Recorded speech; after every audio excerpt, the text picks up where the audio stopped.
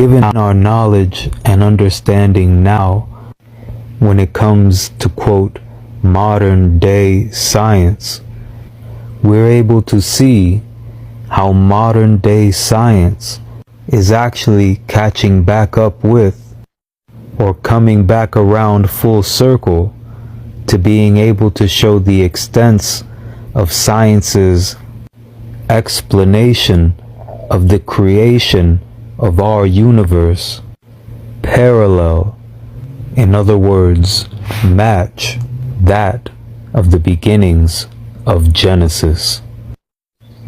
In the beginning, God created the heavens and the earth. The earth was formless and empty, void. Darkness was over the surface of the deep, and the Spirit of God was hovering over the waters. Now, the first element known to us is hydrogen. The word for hydrogen in Hebrew is mayim, originally at root, meaning waters. And hydrogen being a gas, still that word is right in line with the etymological roots of the very word for hydrogen being water forming. Now, as you see here, the word mayim denotes water, fluid, liquid of just about any kind. As we see here, the extents of science's reach is still completely consistent with the depths of the meanings of waters within Genesis. What may have been thought to solely be poetically placed is shown to be true via scientific proof. As it continues to read, "And God said, let there be light, and there was light." And as a hydrogen atom has the appropriate interaction with an electron, this emits light. Furthermore, the 137 constant, the measure of the strength of the electromagnetic force that governs how electrically charged elementary particles and light interact. The number 137 permeates throughout the topic of this process, as light is 137 times faster than an electron.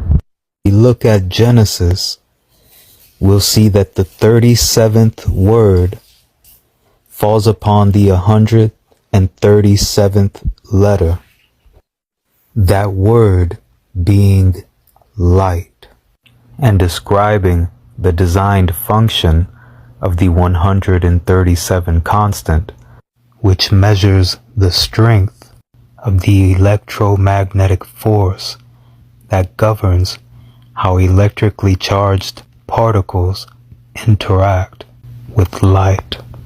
As it reads, God divided the light from the darkness.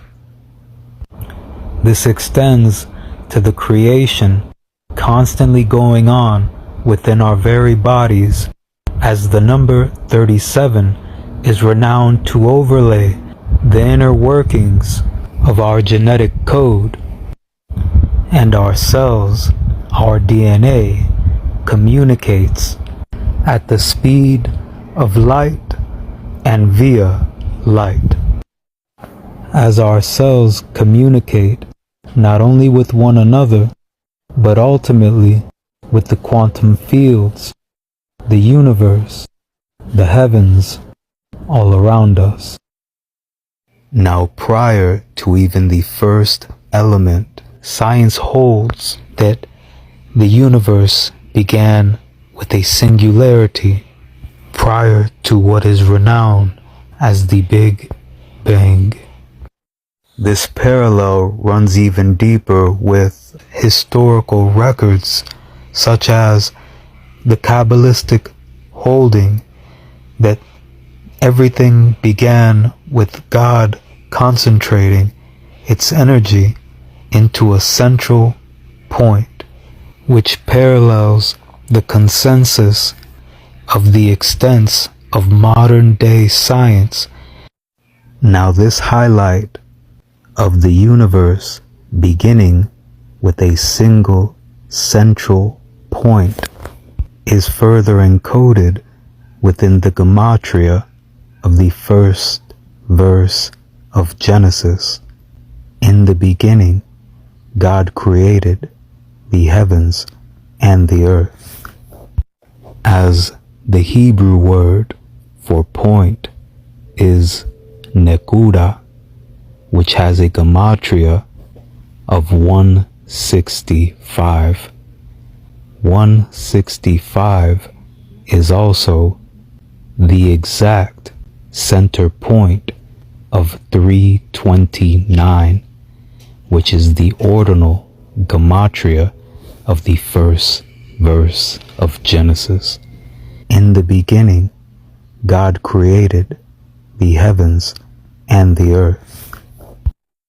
And even deeper still, the product of 165, the gematria for nekuda, and 329, the ordinal gematria of the first verse of Genesis, is 54,285, which is not only the 329th triangular number, but not only does 54,285 appear within the numbers that make up the mathematical constant known as pi, but it does so at the 2,701st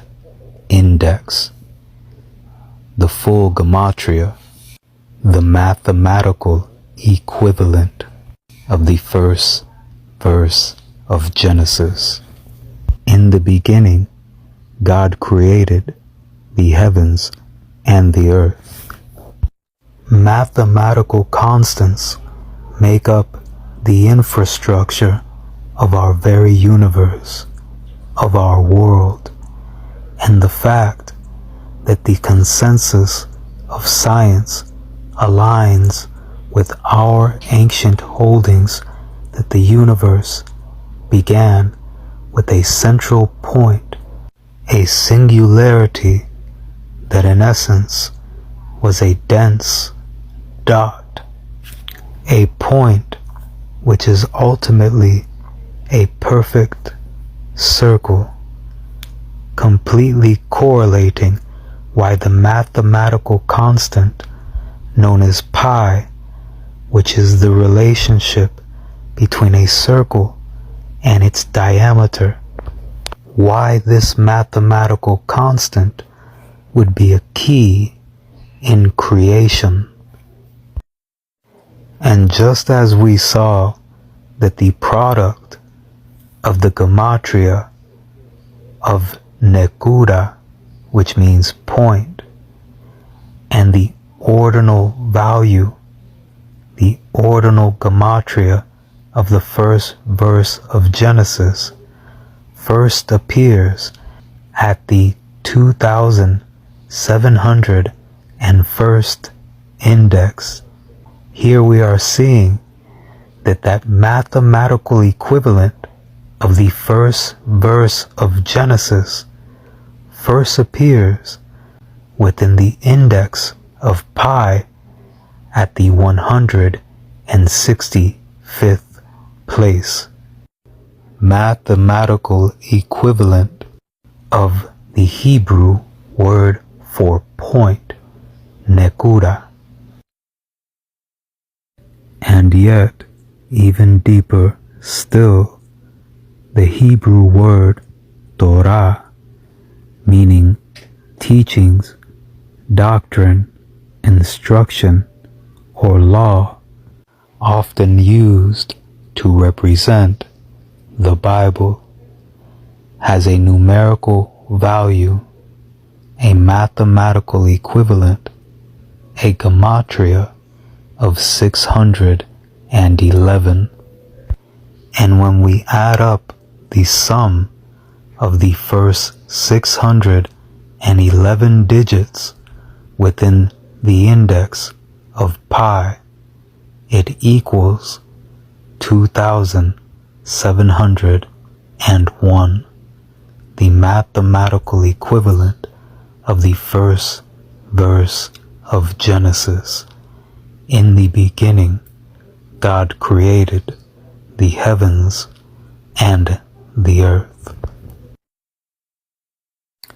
And to those in disbelief, or to those who just want to behold all the more how this painting was portrayed by our God, to view several ways in which pi has been encoded within the first verse of Genesis. That display, approximately a half an hour to 40 minutes long, can be found throughout my sharings, such as Christ clarifying our actual beginnings, and of course by reviewing the work of the angels named here. And further connection between the first verse of Genesis and pi is the fact that the first verse in Genesis is made up of 7 words that come out to 28 letters, and the first 7 digits of pi after the decimal point, those first 7 numerals equate to 28. 7 words in Genesis 1:1, 28 letters, 7 digits after the decimal point of pi equate to 28. The Sefer Yetzirah, the book of formation, which holds that God created the universe using 22 letters and the numbers 1 through 10. Now we are able to see an overlay between the consensus of modern day science as to the beginnings of our universe and the orchestrated order of the 22 letters portrayed and outlined in the Sefer Yetzirah, the book of formation, also known as the book of creation, where it is held that of the 22 letters passed down since Adam and Eve, after Eber, known as the Hebrew alphabet, there are 3 mother letters which began creation. This parallels the first 3 elements after what is renowned scientifically as the Big Bang, known to have begun with what is scientifically held as the singularity, central point held Kabbalistically and further proven within the depths of the first verse of Genesis. So thus far we have a direct parallel between the first 3 mother letters of Aleph, Mem, and Shin, and also the first three elements, hydrogen, helium, and lithium.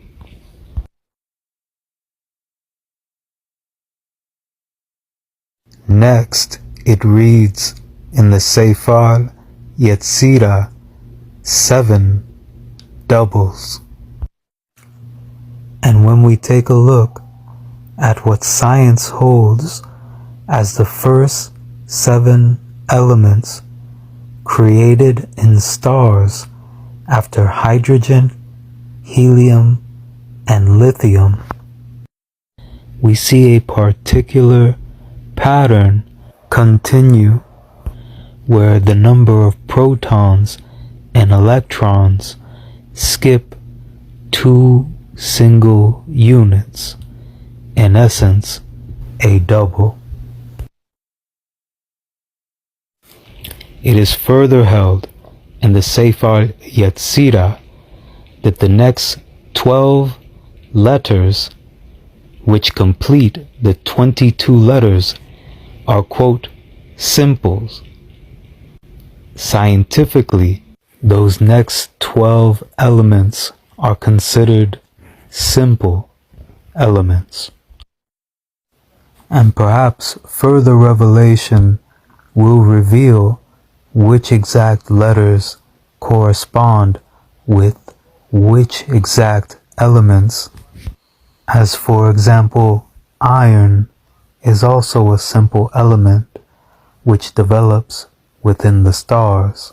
And though almost every element up to iron can be considered simple, it's a reminder to bear in mind that these traits are found throughout the elements, such as the doubling of protons and electrons, also throughout the 3 mother letters.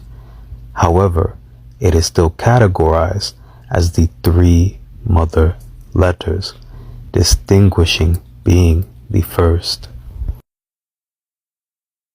All the more highlighted, paralleling God creating the universe using 22 letters and the numbers 1 through 10, as we saw earlier, a scientific theory of dark matter.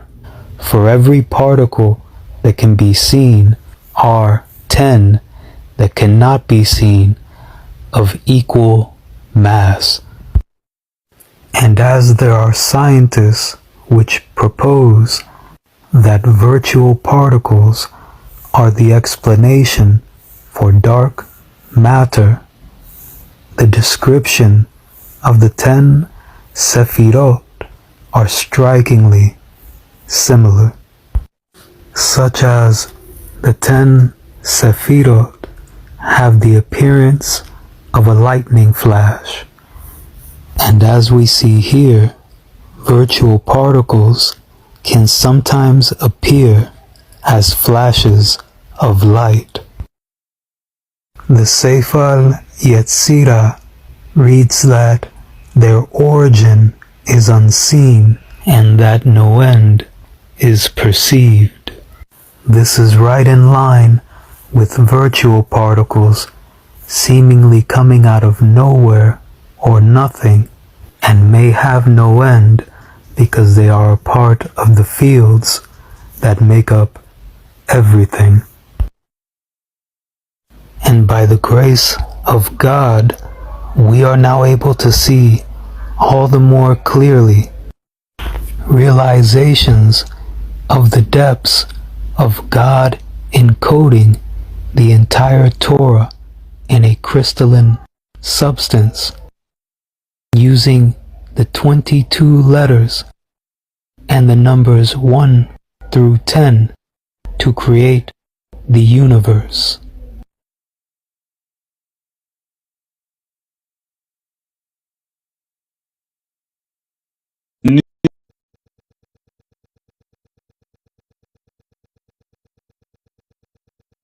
New interpretations of the text now suggest the entire Torah was encoded into a crystalline substance, not necessarily a crystal, but a crystalline substance that fit into the palm of a single hand. And when the Ark of the Covenant is revealed and made public, we will see